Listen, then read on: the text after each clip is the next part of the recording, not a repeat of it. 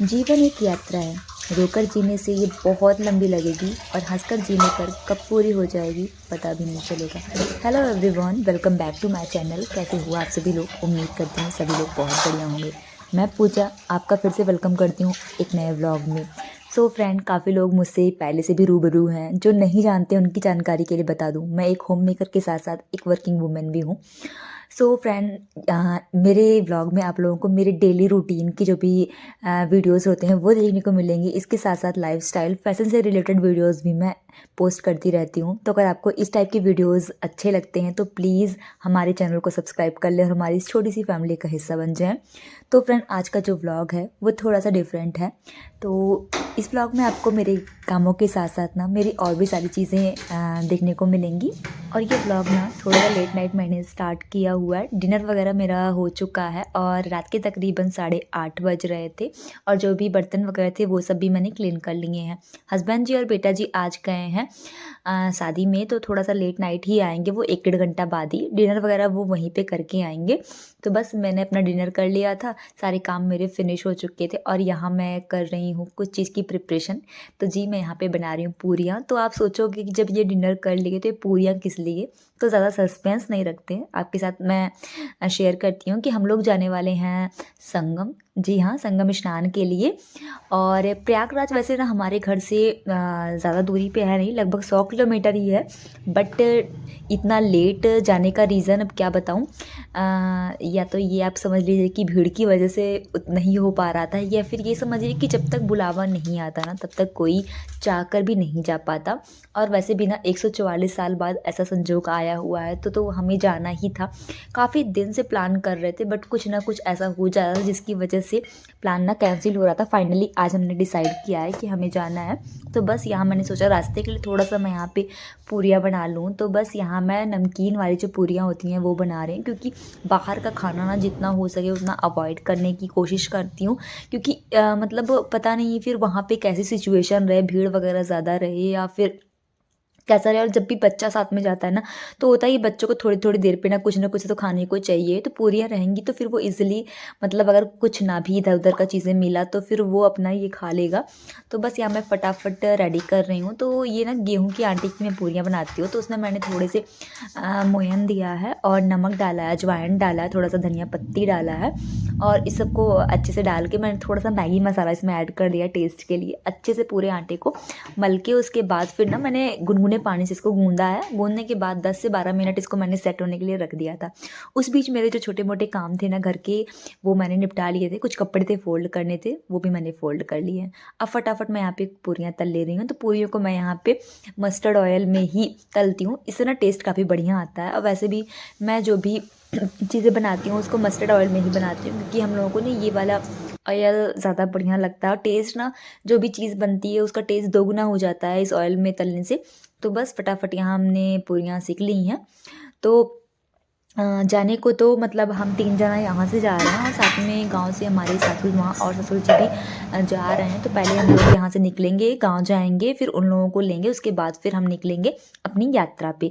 तो यात्रा हमें नाइट में ही स्टार्ट करनी है, क्योंकि हमने सोचा कि दिन में बहुत ज़्यादा भीड़ हो रही है तो हम लोग रात में जाएंगे तो हो सके भीड़ कम मिले। तो यही सोच के हमने रात का प्लान किया है। फिलहाल देखते हैं आगे आपके ब्लॉग में पता चलेगा कि हम लोग कितने बजे कैसे निकले हैं। तो बस यहाँ पे सारी पूरियाँ बन चुकी थी। जो भी थोड़ा बहुत बर्तन था वो सब मैंने हाथों हाथ मल लिया था और मैंने पूरे काउंटर टॉप को अच्छे से क्लीन कर लिया था। तो सारी चीज़ें मैं अपना व्यवस्थित कर दे रही हूँ ताकि मेरा मतलब कुछ भी काम ऐसा ना रहे जो मैं अधूरा छोड़ के जाऊँ। और वैसे भी ना मैं रात में पूरे किचन को वैसे भी क्लीन करके ही सोती हूँ, ये मेरा डेली का ही नियम है। तो बस यहाँ पे जो ये मैंने ऑर्गेनाइज़र रखा हुआ था इस पे भी हल्की फुल्की गंदगी थी, तो बस मैंने सामान हटा के ना इसको भी अच्छे से झाड़ लिया है। तो ये भी लगे हाथों क्लीन हो चुका है। तो ऐसे करके मैंने पूरा जो किचन है उसको क्लीन कर लिया था। और जब भी मतलब कुछ तेल वाली चीज़ें बनती हैं तो थोड़ा सा ऐसे हो जाता है कि चिकनाहट सी लगने लग जाती है, तो फिर मैं अच्छे से ना विम जेल की हेल्प से पूरा क्लीन कर लेती हूँ। इससे ना जो भी ऑयल वगैरह या चिकनाहट वगैरह रहती है वो सारी अच्छे से क्लीन हो जाती है और पूरा ना ये जो काउंटर टॉप है एकदम साफ़ सुथरा हो जाता है। तो बस यहाँ पे मैंने 2-3 कपड़ा फिर पूरा अच्छे से पानी से भिगो के ना फिर अच्छे से इसको क्लीन किया है। और फाइनल देख सकते हो मेरा किचन कितना साफ़ सुथरा हो चुका है। और इसके बाद ना अब मुझे जो भी कपड़े वगैरह ले जाने थे, क्योंकि हम लोग वहाँ रुकने तो जा नहीं रहे हैं, सिर्फ एक दिन के लिए हम जा रहे हैं, दिन भर का ही यहाँ पे ट्रिप है। तो बस एक सेट कपड़े हम ले जा रहे हैं जो कि हम वहाँ पे स्नान करने के बाद पहनने वाले हैं। तो यहाँ पे बस मैंने तीनों जना का एक सेट कपड़ा ले लिया है। और मैंने जैकेट ले लिया बेटू के लिए कि इन केस अगर ठंडा मौसम रहेगा तो वो अपना डाल लेगा। वैसे फ़िलहाल ना अभी मतलब मौसम काफ़ी मतलब उस तरह हो गया है नॉर्मल। दिन में तो काफ़ी तेज़ धूप रहती है और प्रयागराज में वैसे भी इतने सारे लोगों की भीड़ होगी तो शायद वहाँ पे गर्मी ज़्यादा हो। बट मैंने अपनी सेफ्टी के लिए मतलब एक जैकेट बेटे का रख लिया था। और ये छोटा वाला ही मैं बैग लेके जा रही हूँ, क्योंकि ज़्यादा कपड़े तो है नहीं, तो फिर ज़्यादा बड़ा सा बैग ले जाने का कोई मतलब तो बनता नहीं है। साथ में ना थोड़े से मैं यहाँ पे स्किन केयर के चीज़ें ना पाउच में रख ले रही हूँ। कंघा वगैरह जो भी था वो सब मैंने पाउच में डाल लिया है। और ये मेरा बैग फटाफट रेडी हो चुका है। तो बैग भी रेडी हो चुका था और इतनी देर में ना बेटू लोग भी आ चुके थे और बेटू को बहुत तेज़ से नींद भी लगी थी। मैंने कहा सो जाओ, नहीं तो रात में मान लो उठना पड़ेगा तो फिर तुम्हारी नींद भी पूरी नहीं हुई रहेगी। तो बस मैंने बेटे को यहाँ पे लिटा दिया है। और ये देख सकते हो एक स्लीपर मैं अभी आज ही लेके आई हूँ। मैंने सोचा रास्ते के लिए बहुत सही रहे, क्योंकि वहाँ पर अगर चलना पड़ेगा तो फिर इस तरह के स्लीपर ठीक रहते हैं ना, शूज़ वगैरह ना तो रेत वगैरह रहती है तो उसमें गंदे से हो जाते हैं। तो बस मैंने ये स्लीपर ले लिया है। और क्योंकि मैं मार्केट गई थी बेटू के लिए ना स्लीपर लेने के लिए, तो मैंने सोचा अपने लिए भी ले लेती हूँ। तो बस ये मुझे दिख भी गया, पसंद आ गया, तो मैंने ये ले लिया। और बाकी अब यहाँ पे मैं आ गई हूँ, जो भी कपड़े मतलब जो भी सामान थे जो हमें ले जाने हैं तो वो सब मैं ला के ना आगे वाले रूम में रख दे रही हूँ, ताकि ना फिर मतलब अगर हमें रात में निकलना होगा तो फटाफट हम उठेंगे और तुरंत रेडी होकर निकलेंगे, तो मुझे कोई चीज़ खोजनी ना पड़े। इसलिए मैं सारी व्यवस्था अभी करके ही फिर सोऊंगी।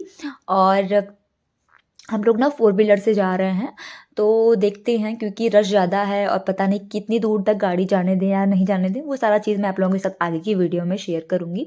और रात के लगभग 2 बजे हम निकले थे घर से पूरा रेडी होके। मैं तो 1 बजे ही उठ गई थी, नींद तो वैसे भी आई नहीं थी, क्योंकि कहीं जाना होता है ना तो नींद तो पता नहीं कैसे उड़ ही जाती है, घबराहट सी लगती है कि उठना है जाना है। तो इसी चक्कर में ना नींद भी नहीं लगी थी, आधा 1 घंटा की झपकी मैंने ली थी।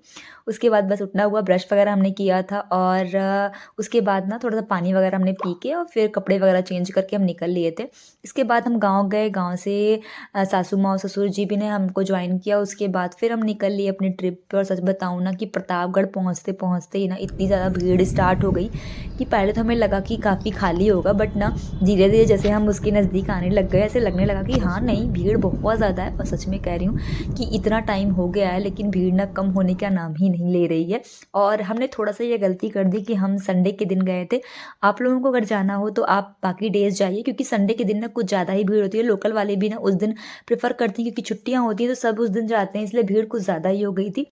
और ना जिस बात का डर था वही हुआ। बाकी तो यात्रा चली गई, बट जैसे ही मतलब हम एंटर करने वाले थे फाफा मऊ के आगे तो हम लोगों को दूसरे रूट से भेजा गया। हम लोग बेली कछार जो स्टील ब्रिज है वहाँ पे पहुँचे ना, तो लगभग 8 किलोमीटर की दूरी ना हम लोगों को 4 घंटे लग गए थे पूरी करने में, क्योंकि गाड़ियाँ इतनी ज़्यादा थी, रश इतना ज़्यादा था, अंधेरे से एकदम उजाला हो गया।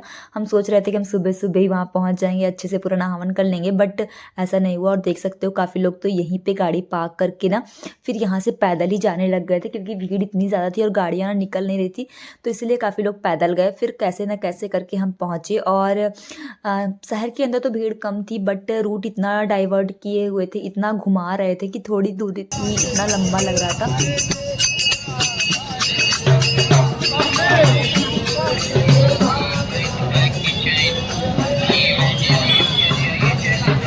तो संगम से लगभग 5 किलोमीटर के पहले हमने अपनी गाड़ी पार्क की और वहाँ से हम पैदल निकल गए संगम स्नान के लिए। और यहाँ पे आप देख सकते हो लोगों की इतनी ज़्यादा लंबी लाइन थी, जितने लोग आने वाले थे उतने लोग जाने वाले भी थे। मतलब कहीं भी भीड़ कम नहीं लगी, ऐसा लग ही नहीं रहा है। मतलब इतना हो चुका है, लगभग 1 महीने से ऊपर हो चुका है, बट भीड़ ना सच बताऊँ तो बिल्कुल भी कम नहीं है, लोग वैसे के वैसे हैं। और सच कहते हैं इसे लोगों की श्रद्धा विश्वास ही है जो यहाँ पे इतने सारे लोग आ रहे हैं। और सच बताऊं, सरकार ने भी काफ़ी बढ़िया व्यवस्था की है, जगह जगह पर पानी की व्यवस्था थी और टॉयलेट वगैरह भी बने थे ताकि यात्रियों को किसी प्रकार की कोई असुविधा ना हो। साफ़ सफाई भी काफ़ी बढ़िया थी, लोग लगे हुए थे और पुलिस वगैरह भी जगह जगह पे थी लोगों की सहायता के लिए। तो मतलब सच बताऊं तो इतनी ज़्यादा भीड़ को इन्होंने कंट्रोल कर रखा है, इसका मतलब है कि व्यवस्था काफ़ी बढ़िया है। तो बस ये भीड़ ही थी, बाकी कोई दिक्कत हम लोगों को नहीं हुई। और देख सकते हो यहाँ पे हम लगभग पहुँचने वाले हैं संगम घाट के पास। तो मेला काफ़ी बढ़िया यहाँ पे लगा हुआ है। हम मेले के अंदर तो ज़्यादा गए नहीं, बस हम निकल लिए अपने स्नान की तरफ, क्योंकि हमको ऐसा लग रहा था ना कि हम पहले स्नान कर लें फिर और चीज़ें देखेंगे। और इतना लेट भी हो गया था, हम सोचे थे कि सुबह हम 5 बजे पहुँच जाएंगे, स्नान हो जाएगा, बट यहाँ पहुँचते पहुँचते ही हमें लगभग 10 बज गए थे। इसके बाद हमने स्नान किया और सच बताऊं कि जो भी थकावट वगैरह थी वो सारी एकदम छूमंतर हो गई थी स्नान करने के बाद। स्नान काफ़ी बढ़िया से हुआ हमारा और उसके बाद फिर हम वापस के लिए निकल गए। यहाँ पे थोड़ी जो रास्ते में प्रदर्शनी लगी थी वही हमने घूमा, और ज़्यादा टाइम हमारे पास था नहीं क्योंकि हमें टाइम से घर पहुँचना था, इसलिए हम ज़्यादा यहाँ पे घूम नहीं पाए। अगर हमें यहाँ पे रुकना होता तो फिर हम और चीज़ें शायद एक्सप्लोर कर पाते, क्योंकि सारी चीज़ें ना काफ़ी दूर दूर बनी हुई थी, तो वहाँ पे पैदल जाना तो पॉसिबल था नहीं और एक दिन में सारी चीज़ें कवर करना भी पॉसिबल नहीं था। तो फ्रेंड, अगर आप यहाँ महाकुंभ आने की सोच रहे हो तो प्लीज़ संडे और सैटरडे अवॉइड करके ही आइए, तो शायद आपको कम भीड़ मिलेगी। और यहाँ घूमने के लिए काफ़ी चीज़ें बनी हुई हैं, तो अगर आपके पास टाइम हो तो आप यहाँ पे काफ़ी चीज़ें घूम सकते हो, काफ़ी नए नए एक्सपीरियंस ले सकते हो। मेरे पास तो इतना टाइम था नहीं, बट मैं आपको रिकमेंड करती हूँ अगर आप यहाँ आओ तो थोड़ा सा 1-2 दिन का टाइम लेके आओ, तो आप शायद काफ़ी अच्छी चीज़ें घूम सको। तो बस इसी के साथ ना आज के इस व्लॉग को एंड कर रही हूँ। मिलते हैं नेक्स्ट व्लॉग में, तब तक के लिए बाय बाय।